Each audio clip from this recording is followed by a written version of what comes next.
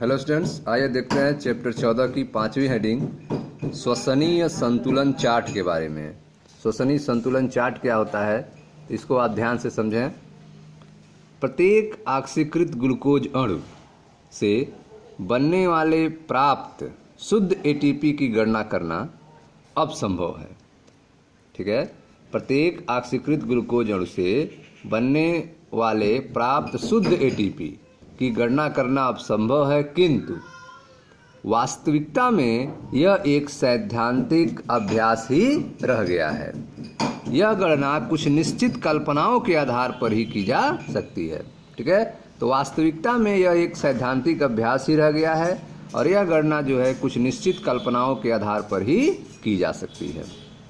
यह एक क्रमिक सुव्यवस्थित क्रियात्मक पाथ है जिसमें एक क्रियाधार से दूसरे क्रियाधार का निर्माण होता है, जिसमें ग्लाइकोलिसिस से शुरू होकर टीसीए चक्र तथा पथ ईटीएस एक के बाद एक आता है। ठीक है, तो श्वसनीय संतुलन चार्ट में आप देख रहे हैं कि प्रत्येक ऑक्सीकृत ग्लूकोज अणु से बनने वाले प्राप्त शुद्ध एटीपी की गणना करना अब संभव है, किंतु वास्तविकता में यह एक सैद्धांतिक अभ्यास ही रह गया है। यह गणना जो है कुछ निश्चित कल्पनाओं के आधार पर ही की जा सकती है। यह एक क्रमिक सुव्यवस्थित क्रियात्मक पाथ है जिसमें एक क्रियाधार से दूसरे क्रियाधार का निर्माण होता है, जिसमें ग्लाइकोलिसिस से शुरू होकर टीसीए चक्र तथा पथ ईटीएस एक के बाद एक आती है। ग्लाइकोलिसिस में संश्लेषित एनएडीएच माइटोकॉन्ड्रिया में आता है जहां उसका फास्फोरिलीकरण होता है। ठीक है, तो ग्लाइकोलिसिस में संश्लेषित जो एनएडीएच है वह माइटोकॉन्ड्रिया में आता है जहां उसका फास्फोरिलीकरण होता है। पथ का कोई भी मध्यवर्ती दूसरे यौगिक के निर्माण में उपयोग में नहीं आते हैं। ठीक है, इस पथ का कोई भी मध्यवर्ती जो है वह दूसरे यौगिक के निर्माण में उपयोग में नहीं आता है। श्वसन में केवल ग्लूकोज का ही उपयोग होता है। श्वसन में केवल ग्लूकोज का ही उपयोग होता है, कोई दूसरा वैकल्पिक क्रियाधार पथ के किसी भी मध्यवर्ती चरण में प्रवेश नहीं करता है।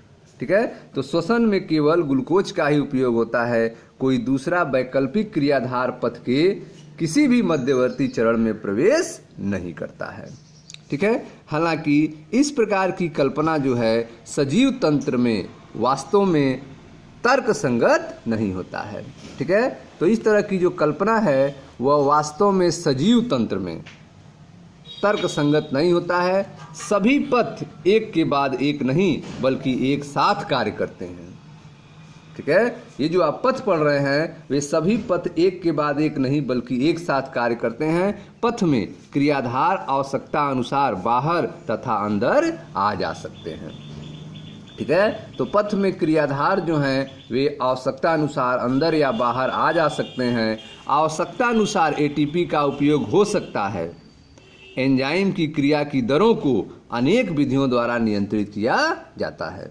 ठीक है, तो एंजाइम की क्रिया की दर जो है उसे अनेक विधियों द्वारा नियंत्रित किया जाता है, फिर भी यह क्रिया करना उपयोगी है, क्योंकि सजीव तंत्र में ऊर्जा का निष्कर्षण एवं संग्रहण हेतु इनकी दक्षता सराहनीय है।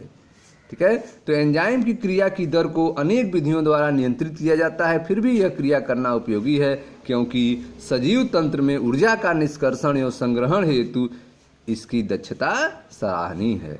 अतः ऑक्सीशोषण के दौरान ग्लूकोज के एक अणु से एटीपी के 36 अणुओं की शुद्ध प्राप्ति होती है। ठीक है, ऑक्सीशोषण के दौरान ग्लूकोज के एक अणु से एटीपी के 36 अणुओं की शुद्ध प्राप्ति होती है। ठीक है, आप पढ़ रहे हैं चैप्टर 14 की 5वीं हेडिंग श्वसनीय संतुलन चार्ट के बारे में। श्वसनीय संतुलन चार्ट के बारे में आपको बताया गया कि प्रत्येक ऑक्सीकृत ग्लूकोज अणु से बनने वाले प्राप्त शुद्ध एटीपी की गणना करना अब संभव है, किंतु वास्तविकता में यह एक सैद्धांतिक अभ्यास ही रह गया है। यह गणना कुछ कल्पनाओं के आधार पर की जा सकती है। यह एक क्रमिक सुव्यवस्थित क्रियात्मक पाथ है जिसमें एक क्रियाधार से दूसरे क्रियाधार का निर्माण होता है, जिसमें ग्लाइकोलिसिस से शुरू होकर टीसीए चक्र तथा पथ ईटीएस एक के बाद एक आता है। ग्लाइकोलिसिस में संश्लेषित NADH माइटोकॉन्ड्रिया में आता है, जहां उसका फास्फोरिलीकरण होता है। पथ का कोई भी मध्यवर्ती दूसरे यौगिक के निर्माण में उपयोग में नहीं आते हैं। श्वसन में केवल ग्लूकोज का ही उपयोग होता है। कोई दूसरा वैकल्पिक क्रियाधार पथ के किसी भी मध्यवर्ती चरण में प्रवेश नहीं करता है। ठीक है। हालांकि इस प्रकार की कल्पना जो है सजीव तंत्र में वास्तव में तर्क संगत नहीं होती है, क्योंकि सभी पथ जो है एक के बाद एक नहीं बल्कि एक साथ कार्य करते हैं। पथ में क्रियाधार आवश्यकता अनुसार बाहर या अंदर आ जा सकते हैं। आवश्यकता अनुसार ATP का उपयोग हो सकता है। एंजाइम की क्रिया की दर को अनेक विधियों द्वारा नियंत्रित किया जाता है, फिर भी यह क्रिया करना उपयोगी है, क्योंकि सजीव तंत्र में ऊर्जा का निष्कर्षण और संग्रहण हेतु इसकी दक्षता सराहनीय है। अतः ऑक्सीशोषण के दौरान ग्लूकोज के एक अणु से ATP के 36 अणुओं की शुद्ध प्राप्ति होती है। ठीक है स्टूडेंट्स, यह था आपका श्वसनीय संतुलन चार्ट के बारे में। मिलते हैं नेक्स्ट वीडियो में, जहां हम लोग पढ़ेंगे किण्वन और ऑक्सीशोषण की तुलना। Thank you.